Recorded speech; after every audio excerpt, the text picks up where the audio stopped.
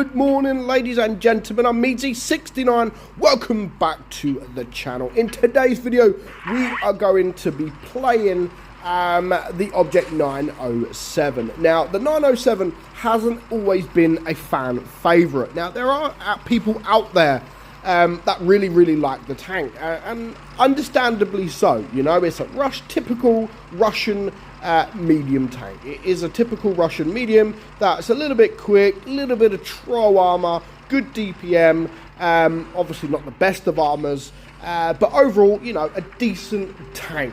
However, the only problem with the 907 that I've always had is you've got a T62, you've got the Object 140, you've got the T22 medium. All of them are very similar, and for me, you've got the T62, which I think is better than the 907. You've got the T22, which I think is better than the 907. The only thing I don't think is massively or at all better is the Object 140. Now, over the last few months, or over, say, the last year, the 907 has received certain changes that have actually made the tank pretty decent, and I would actually rate this better than the Object 140, which is a shame. I don't like rating premium tanks better than your tech tree tanks, especially, you know, I love Russian mediums. I absolutely love them, but when you've got a tank like a T62 and the T22 medium, that I believe are just far better than these tanks, and they've been, especially the T62A, like over the years, the amount of love Wargaming have actually gave that T62, it is amazing. It really is. Like, it's the amount of buffs. It's like they've just keep buffing it and buffing it and buffing it and never nerfing it. However, the Object 140 and tanks like that just don't seem to be changed. But Wargaming, of course, they did change a little bit about the tanks. And yeah, I just think that the Object 907 is a far better tank than it was, and people will be able to enjoy the tank. Like, they should be able to enjoy the tank. Any of these Russian mediums, it is all about speed, it is all about DPM and the troll armor. You know, you've got some with a decent turret, but really poor hull, and then you've got others that have a really good hull but a poor turret. And this one is more sort of about the speed. It's got that troll armor, so you can get bounces, but you can't rely on the bounces. Of course, you can't rely on the armor, however. Like this game here, we bounced nothing, absolutely nothing, and we are a one-shot. So yeah, you can't rely on that armor, but what you can rely on is you will have fun in this tank. You will be able to destroy the enemy with the DPM. Fantastic DPM, right? Really good DPM, and at least it brings it in line with all the other sort of Russian medium tanks. But we're going to show one replay which I recorded some time ago, which really does show just how good the Object 907 Ruthless can be when it is in the right hands.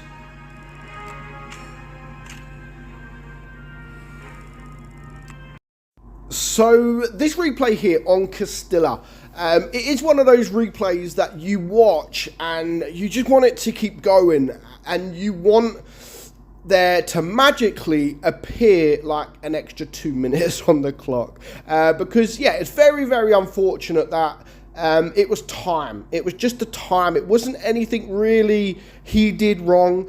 It was all about, you know, time was against him, and when you've only got a certain amount of time, it makes you make mistakes, and of course sometimes it gets the better of you. So of course he is pushing straight up to the medium side, where he will find 3 mediums on the enemy team. Now, there is only 2 mediums on his team, but if you look at the minimap, he's got backup on his way. Not just the mediums, but pretty much the whole team is heading this way, which sometimes can be a good thing, because the enemy don't expect it. You know, the enemy heavy tanks and the tank destroyer may actually go the other side. So there is a possibility that the green team could be able to rush here. Unfortunately, because it's not supremacy, they don't know where the team actually are. They can see obviously the 3 mediums, but luckily they don't rush because well, they're rushing a little bit, but the E100 has come this way as well. So actually, like, okay, is the battle actually going to be taken, being played this side of the map, which is very, very unusual for a battle to be played this side of the map, especially with the whole team. You know, you might see it with mediums, the occasional heavy, the occasional tank destroyer, but yeah, mediums always. But yeah, it's very unusual. But at the moment, the whole battle isn't. There's a heavy tank here, but that's the only really heavy tank that has been spotted. And I feel so sorry for this E100. I really do. And that is the best thing with the Russian medium tanks in tier 10, because the reload is just so small. If you can go for the track, and he's managed to get the E100 exactly where he wants him. The E100 can't see him because he's actually behind a building. So he's not in any danger. And that poor E100, he must be devastated. Like, that's frustrating. Very, very frustrating. Nothing really he did too much wrong, but he was just in the wrong place at the wrong time. He gets tracked, and because no one was attacking this 907, he just was perma-tracked, and it is frustrating. Very, very annoying, but well played from the Object 907 for spotting that and actually going for the track and keeping the E100 there.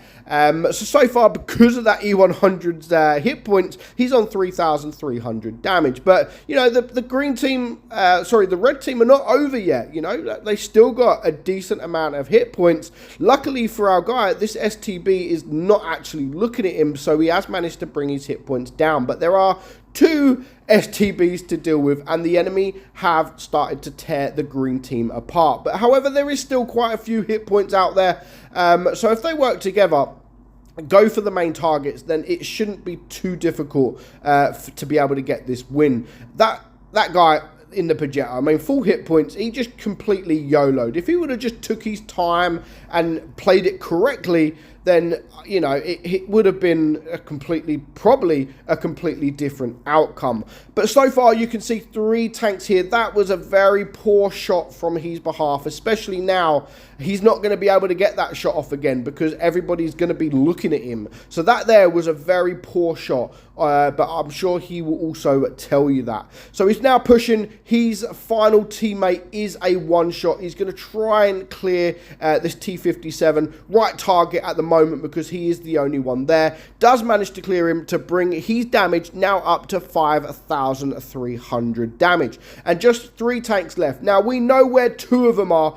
However, we don't know where that Jag E100, JG Panzer E100 is. He could be anywhere, and in fact, he could be the other side of the map, staring in this kind of position. We don't know. We don't know where he is. But our guy in the 907 has decided to get in the meme position. Personally, I would have probably dropped down. You need to clear this STB. He's a one-shot, 3 HP. 1 HE is all it will take.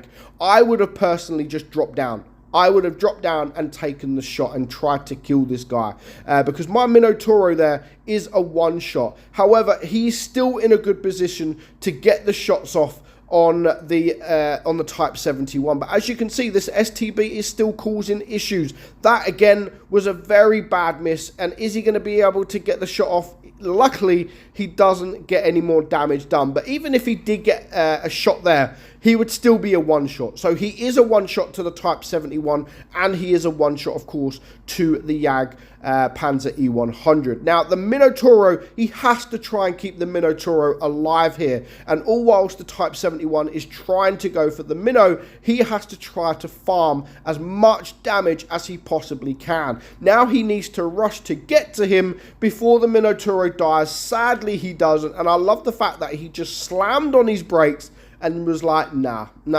thank you, which is the right decision. But if he wouldn't have made them errors early on, he would have had more hit points. And if he would have had more hit points, he could have actually rushed that Type 71 and maybe even taken a shot or 2. Because don't forget, 3,500 to 3,600 DPM that this tank has got. So he would have probably been able to clear the Type 71 now, which would have left him alone against the Jag Panzer E100. And of course, what is going to happen? There is 1 minute left on the clock. The time is running out. He's trying to run away. He's trying to find the YAG. And of course, he is AFK.